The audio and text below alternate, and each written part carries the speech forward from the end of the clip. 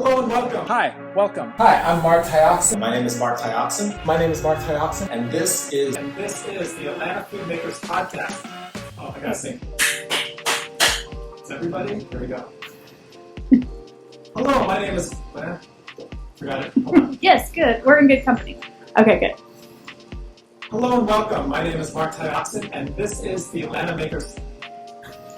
Yes. FoodMakers. Good, you're good. One more. I got this. Okay. Hello and welcome. My name is Mark Tyoxin, and this is the Atlanta FoodMakers podcast. Here with me today is Amy Parsons of My Elderberry Ferry. Yes, that's correct. Yep, got it. I'm at the right place. Nailed it. Awesome. Thanks for hanging out with me today. Yeah, thanks for being here. So what does My Elderberry Ferry produce? So we produce magical herbal food medicines. So we make elderberry syrups, we make elderberry extracts, we do elderberry shrubs, loose leaf teas. What are would you say your three main core, or even one, what's your core product, your first one that was like, this is it, I'm going to build a business around this? Well, I call the elderberry syrup the mommy of the group. She's the OG, so she's kind of what I started with for my family back in the day. And I made her in the home kitchen for a long time. And she's kind of what the whole business is founded on. And then from there, I started making fire cider tonics and fell in love with those. So I would say the elderberry syrup and the fire cider tonic. And then from there, really, I just wanted there to be options for people to be able to incorporate elderberry magic into their daily routine. So from there, we kind of expanded into some other things like the extracts and teas and beverages. So I'm around all this stuff, and it's sort of a lot, but it's still even me who would be like, oh yeah, I know what elderberry does, but I don't. Why do I want to ingest and take? What is the magic around elderberry? So it is a tiny purple berry. It is almost black in coloring because it's packed with antioxidants and anthocyanins. And it's the concentration of anthocyanins that are actually giving it its dark purple, almost black coloring. And it is the concentration of anthocyanins that have been shown to help strengthen healthy cells to make it harder for the bad guys to come in and do their dirty work. So when I say bad guys, we're talking about viruses like H1N1 viruses, like different strains of flu, and then rhinovirus strains. So I tell people at my markets all the time, I do not talk about COVID because we don't know, it's still novel, not enough studies done. But definitely for cold and flu viruses, it's helping to strengthen healthy cells. When a virus comes in, it's looking for a host cell because it can't survive without one. So it's looking for a host cell to attach to and bind, and then it slowly weasels its way inside, and then it can begin the replication process. So elderberry has been shown to help strengthen those healthy cells to make it harder for them to break through and get in and start that process. Now, do you prefer it as a regular daily or weekly, or sort of like a as needed? So we take it daily in some way, shape, form, or another. If we're going out and about, if we're staying home in jammies for a day, we skip it. So yeah, I guess that's why I wanted there to be different options for people. So if you don't remember to take your syrup every day, well, maybe you can have it in a cup of tea, or maybe you can, take the extract with you to go. It's perfect for being in your purse or your travel bag, whatever. Yeah. There are a few elderberry brands out there. Most of them are national, right? Yeah. Oh yeah. There's tons. There's obviously other vendors at farmers markets and on a smaller scale, but I think there aren't too many that have moved to your level actually, with a production facility. At the scale that you're at, how has it been trying to grow the space that you're in? As far as the actual production space? No, as far as the sales. Like awareness, getting into stores, because there isn't I'm obviously kombucha, and there's, at least now, it's matured enough that I have a kombucha fridge. Right? Yeah. There isn't elderberry, sort of like, specifically, Yeah. No, well, that's been really challenging because you're right. I say to people all the time, like, elderberry is a dime a dozen.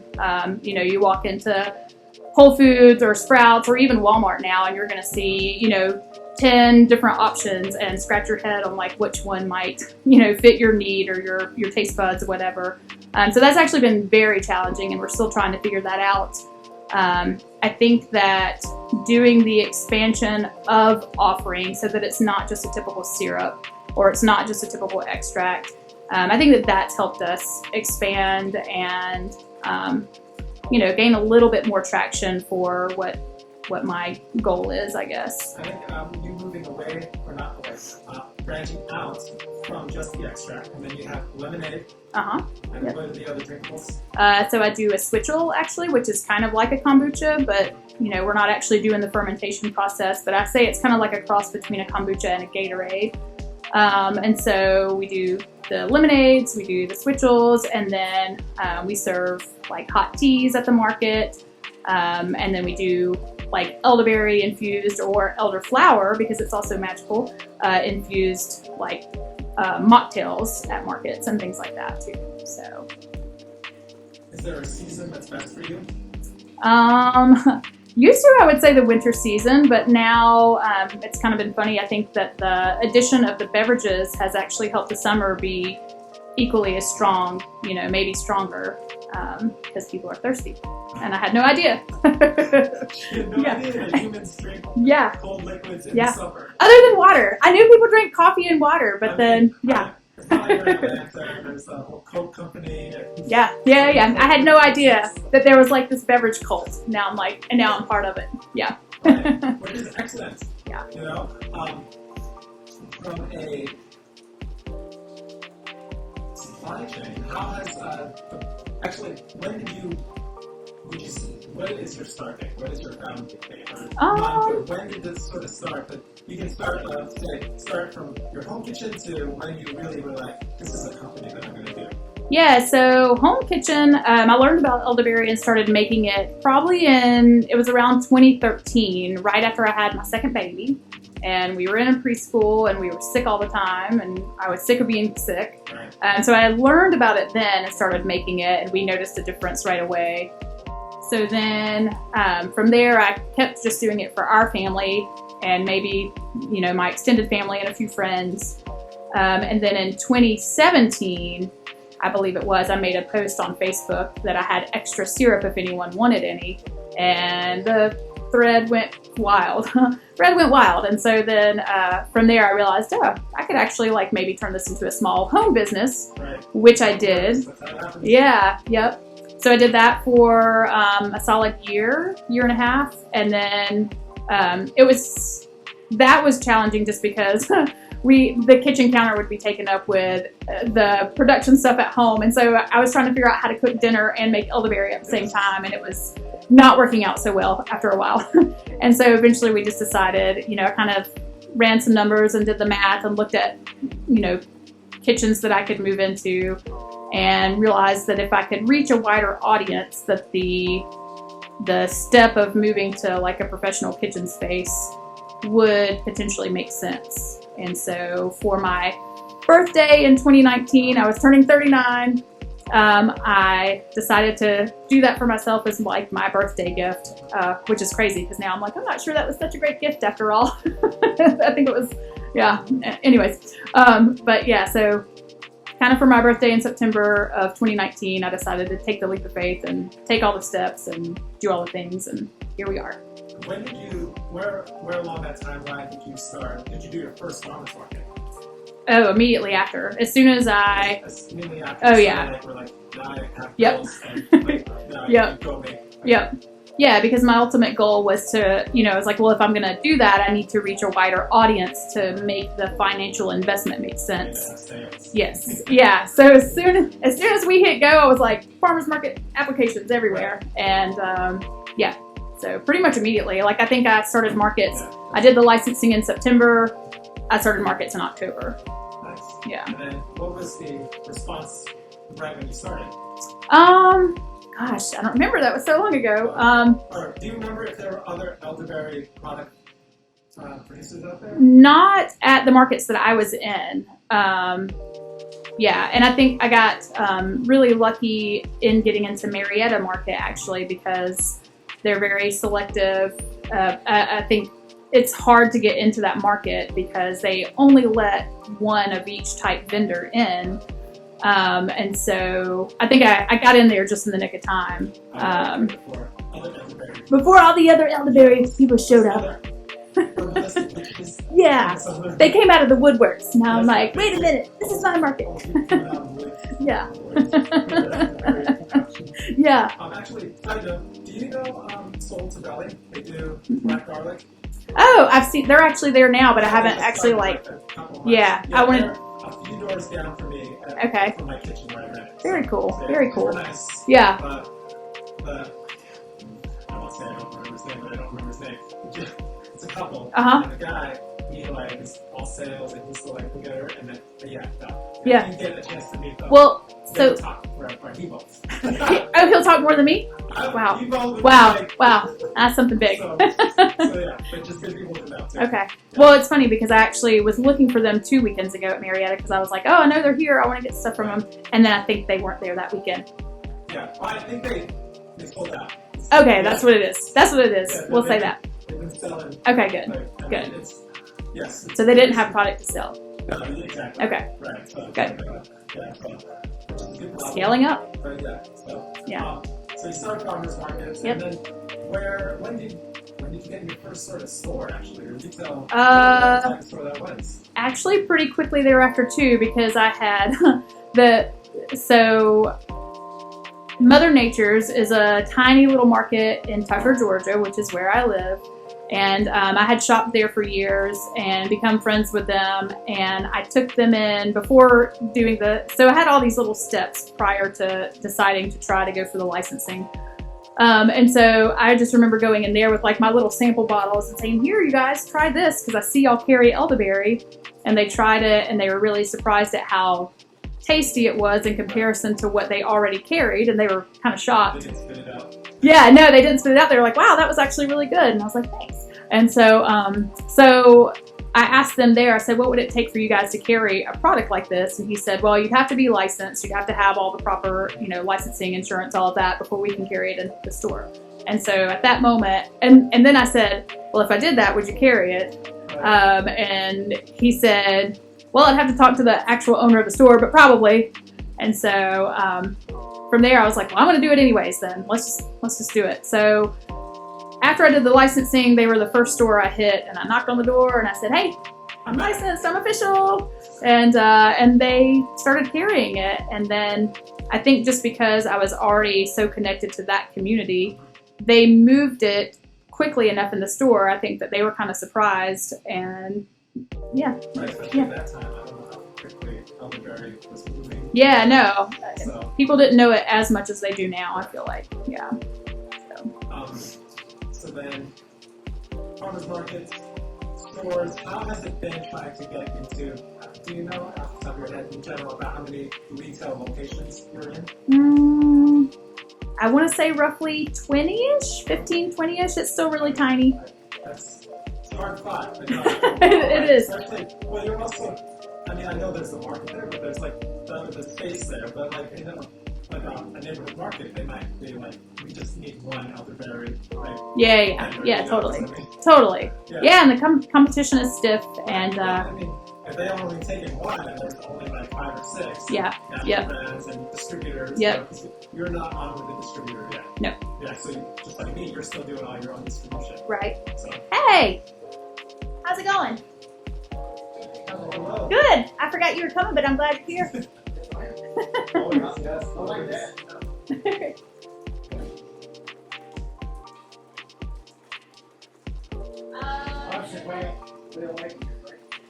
Yeah, we've been great.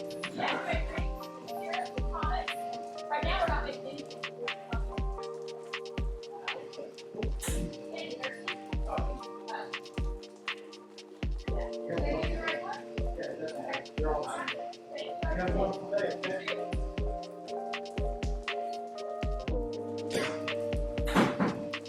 Sorry about that.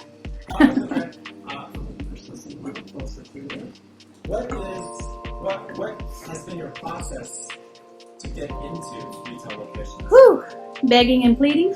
Aside from that, no. Actually, no secrets or anything as far as what you want to share. But what is your approach to differentiate yourself when you start talking to somebody? Because maybe either they have no idea about it, or they know about it, one or two, and maybe they didn't sell well, but you know yours is good. And I think that, I mean, not to brag about ourselves, but we have the benefit of like our stuff is very good and tasty, maybe compared to what else is out there. Right. That's an easy advantage that we have, right? Right. So like, just try mine, or like, what do you say that? How do you differentiate yourself in the conversation? Well, I mean, especially because I'm still focused on being hyper local, I dive into that first. Like, I'm right here. I am in Atlanta. Guess what? When you place an order, I can be there, pretty quickly to you guys. You don't have to go through multiple people to get it, all the things. So I start there. And then I talk a little bit about our process and why I think it's special.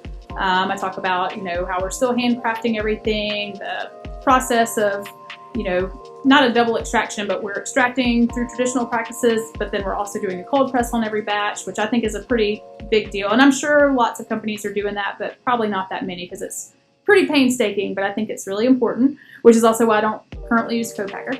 And then I think just, I think in a way we have, like, I have an advantage just being woman-owned. I'm running the whole show, and that is actually, that sort of distinction is an advantage. For my company, there's really three of us, we're all owners, and even just before we decided to go with that title, our salesperson is out of the three, one of them is our main salesperson. And now that she is comfortable and we decided, just say you're the owner. And even going in any place, and it's for anybody that's starting out, when you go in there and say, I own a company, I own a kombucha company, I own this beverage company, or whatever it is, it's different from being like, I'm a salesperson for a company. Yeah, they're not used to that. I mean, whether it's just the cashier person, or and they're more likely, I mean, just a little bit of change verbally makes them like, oh, let me go get the actual manager. You're not a salesperson. You are. Yeah, because that's tricky. Like, I definitely have felt like a solicitor on more than one occasion. Right. Yeah, but it's different. Even just for yourself mentally, it's like, if you can be, if you're the owner, like, I'm the owner of a company. Yeah. And it's a company, and I'm trying to get my goods in your store. Yeah. Store, it's closer to equal footing than like, I'm trying to sell you something. Right. Yeah. I think what you said there, as far as use local, hyper-local, that is a big advantage. That's a focus that a lot of us don't think of at first. Yeah. Right? Like, especially if you're going for the local retailers, neighborhood markets, and just different stores that you can be in. Like, even being able to, so in my head, our delivery time is depending on when they order, maybe the end of the same week or definitely the next week. Yeah, same. Yeah. So depending on what all my schedule is, and we have regular delivery day, but right now we're at the point where it's like we can deliver that. I mean, and my locations are so local that most of them, or many of them, are still like kind of on my daily routes in general. So especially the ones I'm thinking of. So so that helps. People are always thinking bigger and bigger. Yeah. And it's like, honestly, I don't want to drive to. I mean, I know you go. I don't want to drive to Kennesaw. But I've kind of stopped. I'm like, I'm tired of driving there. That's why I'm kind of like stuck, but I'm okay with it right now because I'm tired. Our size, we forget that there are so many locations as close to us as we want. Really. Like, you just have to hit them and get especially for something like you're doing, because you've got the fast consumable. Mine are a little bit slower. Well, I do now. Yeah. I think, just like you said, I mean, didn't even realize that people like to drink cold drinks. Yeah, it's like, oh, they're thirsty. Folks like to drink things. You're more going to realize, like, my lemonade can stand in the display fridge with these other beverages. Yeah. Which is, there's so much mental stuff as far as, like, only recently did I really accept and understand that a lot of our sales business efforts are B2B. Like, what do you mean? Well, business to business. I was thinking, like, the people need to like the taste of the drink and everything. And they do. Yeah. But there's that whole part where most of our sales, our one salesperson, like, and I try to have her focus on sales and not have her do so many other things. Yeah. I need her to do that. Is all she does is B2B. Yeah. Business to business. She's going to the markets and to the restaurants. Like, Yeah. that's what that is. She's not trying to like do end consumer stuff. And so it's a whole like Yeah. like, Yeah. and I mean, that's just a different type of marketing too. Yeah. Or sales. So it's all these little nuances that I forget about. And then obviously, when you go into it, you make one product, and you're like, that's what you focus on. You just want that one product to be good. But then when you have like running the business, Yeah. it's completely different from making the stuff for the business. Yep. Um, Yeah. It's a lot. you still do both, Uh-huh. but you have expanded to having more and more help. Yeah. Yeah. Yep. Which is Well, because it's not easy to find, hang on to your person, because it's not easy to find those people, you know? double the family stuff. Yeah, and that's actually my next meeting, and I'm like, Actually, that is also, I mean, you think like, oh, they're family, they can't leave, but that's not true. Absolutely not true. I'm aware, and through lots of therapy, I realize that I have to, I also have to treat them as well, if not better. Yeah. Because it Yeah. easily blurs and all the emotions and everything else. And you can't just fall back on definitively. You can yell at each other and hurt but you still can't. oh yeah, no, You do it anyways. yeah. No, it's harder, I feel like, when it's all the family. Right. Yeah. Right. Yeah. So yeah, it's made me have to really like contain myself and actually all the things that you figure out in therapy to be a more communicative person. Yeah, It that's made me really huge. figure out, like, I need to learn how to communicate better. I mean, I always needed to learn that, but like now that it's whatever the motivations, it seems.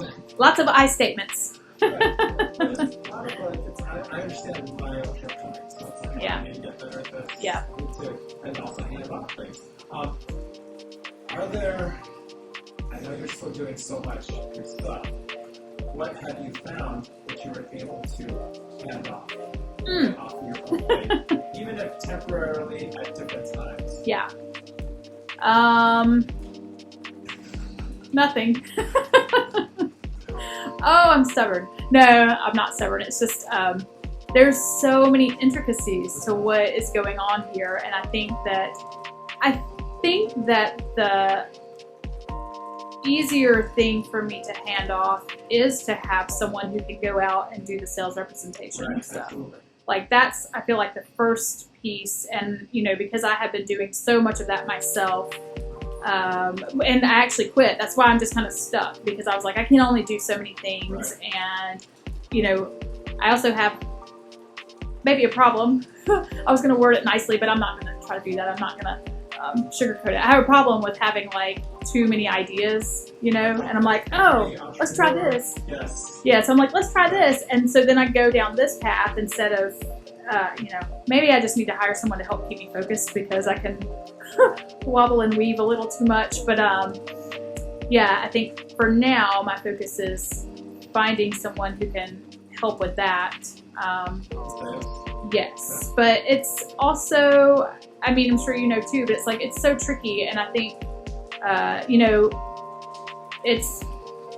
I feel really happy about the product expansion that I've been able to do. However, that also helps to complicate things and confuse people when you go in and they're like, well, what's the syrup versus the shrub? And what's the shrub versus the tea? And what's, like, how do you use all these? So I think in my situation, it's even more challenging to find someone who can truly understand what, you know, everything that we make and why we make it and how it can be consumed and all things.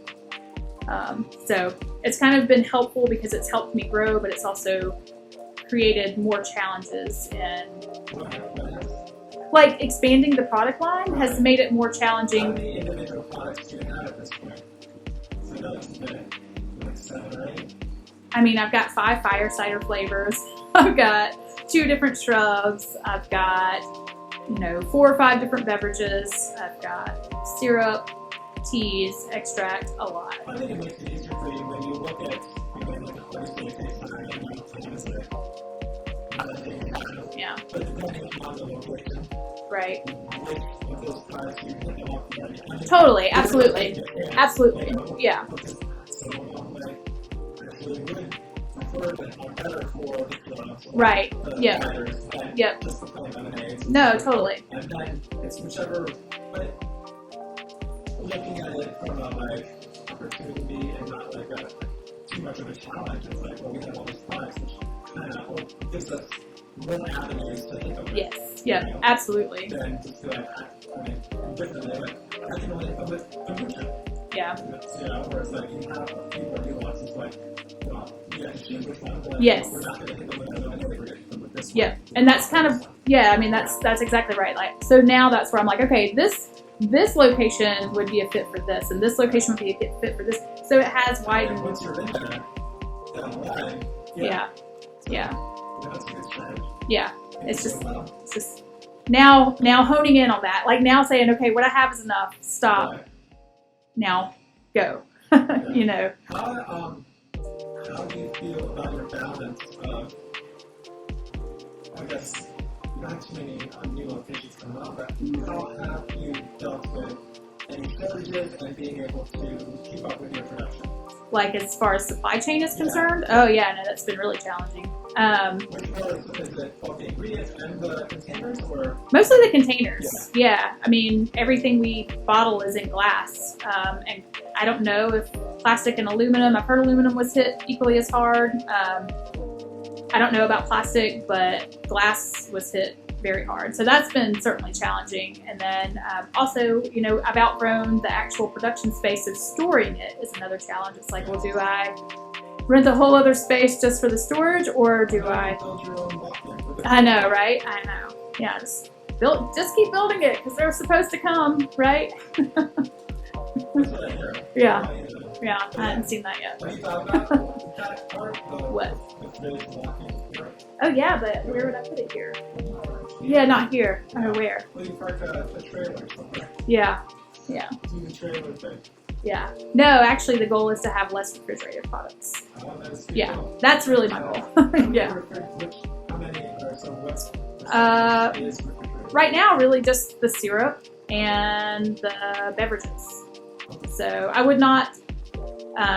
I'll always have to have refrigeration for something like the Switchalls, no, not the lemonade. Yeah, I'm trying to think that through, but there's things that obviously you don't want to devalue the quality of the product by heating it, but then right. So yeah, so got to kind of weigh that, right? Right. Yep. Yeah. Yep. Because then it's just a pull down and Yep. it's not Right. Yep. So, but I think that's why I've had a lot more fun lately with all the things that aren't refrigerated. Because it's so much easier. And looking, in March, so we're about to hit summer. What are you looking forward to in summer as far as your business and sales or anything? So Especially now that some people don't like to think that, but now that we are at this point, long in the COVID, everything. yeah, no, well, definitely that part for sure. I'm happy and hopeful that we stay on the path that we currently are on with COVID. And getting to the point where we are figuring out how to live with it and not around it. Right. Does that make sense? I don't know if that's right. Yeah. But yeah, so I think this summer I'm looking forward to feeling like things are a bit more normal and being able to have a bit more fun with what we're doing and hopefully do more fun events. Last summer I had hoped to actually participate in a couple of festivals and things like that, but the couple that I was looking at got canceled and things like that. So I'm hoping that we actually have a really fun summer of getting to do fun special events and things like that. I thought when you were ready. Yeah, well, I have new people that are supposed to be, so I'm hoping also yeah, so that's the other thing. I'm also hopeful that people, last year was extremely challenging for finding folks that actually, I thought everybody was making it up, like, oh, you can't find people to work, and I was like, oh, quit whining, you big babies. And then I tried to hire for the market season, and I was like, oh, they're right, no one wants to work, like people just aren't comfortable being out and about, I guess, you know, whatever it was. The previous year I had a great team and it was wonderful, but then everyone moved on to college or had babies and all the things. And so last season was my second season trying to hire, and it was a ghost town. And it was very hard because that meant everything was on my shoulders again, you know, and it almost killed me. But so this season I already have, knock on wood, I have a couple of people that have showed up, and I hope is that they will just help carry us through the season. And then I don't know, after that I might retire. Do you think, or have you come across anybody that has worked well as sort of your right-hand person? I did, and then they disappeared. Oh. And that shit was hard. Okay. Yeah. Yeah. Because that's a definite challenge there. Because, you know, honestly, that's what you would kind of need. Right? And I had that person, and then that person just like up and poofed, and has been a little bit of a tease ever since. Yeah. Sore subject. So, yeah. I mean, all employee stuff is difficult, and Yeah. We'll see how I handle it. But Yeah. employees that are not my family. But I would also say though that like my kitchen team is my right hand people too, Right. because we've literally been the same team since the beginning, which makes me feel good. Like hopefully I'm doing something right in here to Right. keep people. You're not scaring everybody. Yeah. So I would say, you know, and I've had a couple of people come and go. Words. I've had a couple of people come and go, but it was, you know, because it just wasn't an obvious fit, because it does take a certain amount of like know-how and hustle in the kitchen too, right?